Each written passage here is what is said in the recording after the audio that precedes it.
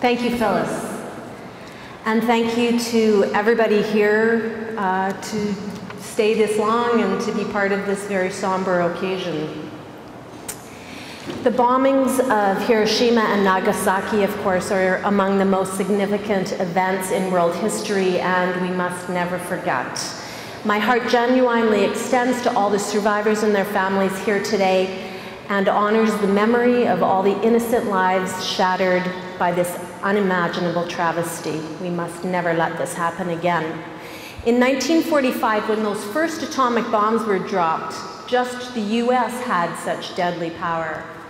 Today, 6 decades later, 30 countries have commercial nuclear power reactors, while 56 operate nuclear research reactors. Of these countries, 22 can separate highly enriched uranium or produce plutonium, essential bomb ingredients, atomic bomb ingredients. Enough fissionable material already exists to build another 200,000 nuclear weapons on top of what we already have. And that's growing every year by 7,000. All this under the guise of nuclear power. The catastrophe at Fukushima nuclear power station is not yet over, but it is already clear that the eventual cost will exceed $300 billion. As many as 200,000 people face the prospect of never being able to return to their homes. TEPCO has lost 83% of its value, destroying the savings of a great many people and local economies. Millions now fear the potential impacts of radiation on their children. But as catastrophic as this event continues to be, we must not lose sight of the bigger concern with nuclear power, weapons proliferation. We can all agree the world would be better off without more nuclear weapons and nuclear-armed nations, but this requires removing the political cover provided by civilian nuclear power programs. And this is why every time uranium is fissioned inside a nuclear reactor, the deadly element plutonium is created. Plutonium and other byproducts of nuclear power plants are the essential ingredients of nuclear bombs. Any country with a nuclear reactor can, in theory, produce a nuclear weapon.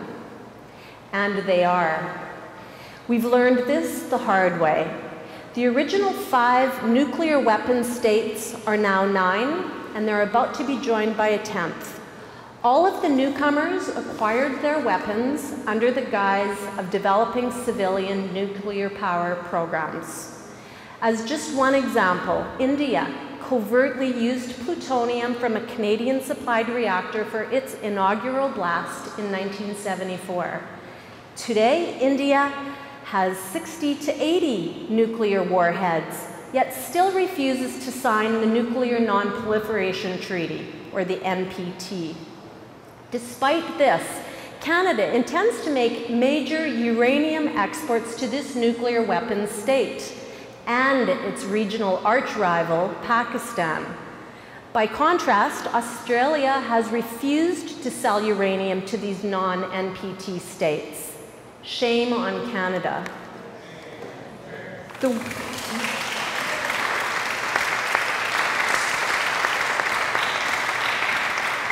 world is already flush with atomic bomb ingredients, but international treaties safeguard only about 1% of the highly enriched uranium and only 1/3 of the plutonium. Should we feel safe? Think. Just one plum-sized sphere weighing 8 kilograms is all that is needed to make an atomic bomb that could be delivered by bicycle, backpack, or briefcase. Even a minute amount of illicit diversion, theft, or black market trade is intolerable, yet inevitable. The fact remains that the skills and materials used for nuclear power are indistinguishable from those needed to build nuclear weapons. Can we stop the fast flow of materials, equipment, knowledge, and skilled people from creating do-it-yourself bomb kits wrapped in innocent-looking civilian disguise? The Nuclear Non-Proliferation Treaty, the NPT, has only slowed, not prevented, the spread of nuclear weapons. Not surprisingly, given the international problems of weak treaties, inspections, and sanctions, the potential for nuclear terrorism continues to grow, and the doomsday clock ticks on. Let's visualize for a moment a world without nuclear power. Atomic bombs would become harder to get, more conspicuous, and politically costlier to be caught with, because the purpose would be unambiguously military. This might not make proliferation impossible, but it would make it more difficult to advance and much easier to detect. And that's why phasing out nuclear power is a necessary condition for non-proliferation.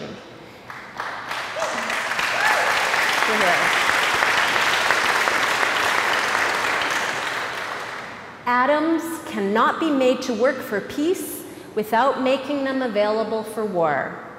The peaceful and military atom are inextricable. We must learn to live without both. So we need to reassess Article 4 of the Nuclear Non-Proliferation Treaty, the NPT, which allows for the transfer of nuclear technology and materials to NPT signatory countries for civilian nuclear power programs. But remember that the NPT was developed in the 60s, when nuclear power was expected to be cheap, safe, abundant, and indispensable. But the past half-century has radically changed our understanding of energy options.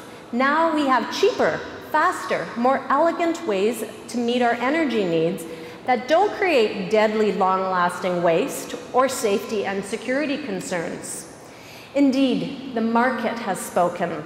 Nuclear power investments have been dwarfed by cheaper, faster, less risky, decentralized competitors.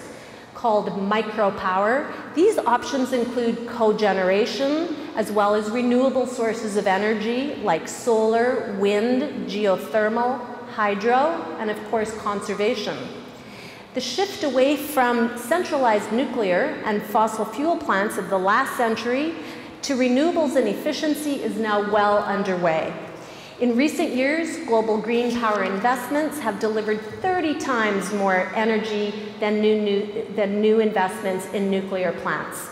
Solar panels and wind turbines are getting cheaper, while nuclear construction costs soar. Yes, green power and efficiency can meet our global energy needs. We have the technology, and they can deliver carbon reductions faster at less cost, creating more jobs and economic benefits while strengthening world security and non-proliferation. This is our, yes, we can do it.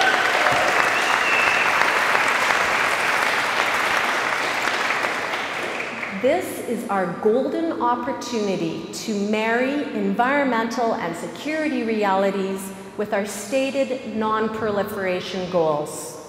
But if industrialized nations like Canada, with all our wealth, infrastructure, and skill, claim we still need more nuclear power, then all the other countries gain an excuse to follow suit, and we all lose.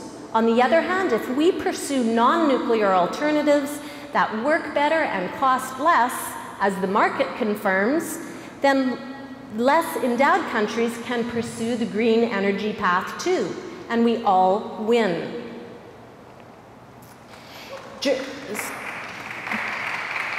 Germany aims to be nuclear-free by the end of this next decade. Japan, Italy, Switzerland, and others are all reconsidering their nuclear plans in the wake of Fukushima. The world will be safer for this shift in energy policy. Instead of exporting uranium around the world as Canada does under the guise of atoms for peace, why not export sunbeams or negawatts for peace? This is the This is the surest path to a richer, fairer, cooler, safer world. Who wouldn't be in favor of that? We can hope that with the sale of AECL, there will be fewer CANDU reactors endangering the planet. That's a good start. But we also have to fight and win the battle against new reactors at Darlington, as well as the planned refurbishment of 4 existing reactors. Because every dollar spent on nuclear is a dollar not spent on green energy. The Ontario Clean Air Alliance is working to win this one, as are other groups. Please join us. I have a table at the back that you can sign on to my email list that Phyllis referred to, and you can get some materials to distribute to your friends, including this book called Atomic Accomplice, written by Ontario and Paul McKay, which spells out the connections between nuclear power and nuclear weapons. It's an excellent resource. But I'd like to leave you with hope. We are winning this energy battle, and we must. Our beautiful planet is blessed with infinitely abundant solar and wind and water resources that can deliver pollution-free energy, prosperity, and peace. Indeed, it already is. So let's celebrate as we say, no more nuclear. Or as they said in the 60s, nuclear power, no thanks. And might I add, nuclear weapons, no thanks. And I'd like to give the last words to the Japanese Prime Minister, Naoto Kan, for what his words were spoken at the Hiroshima Day commemorations earlier today. He said, "I deeply regret believing in the security myth of nuclear power. In memory of Nagasaki and Hiroshima, I wish you all peace."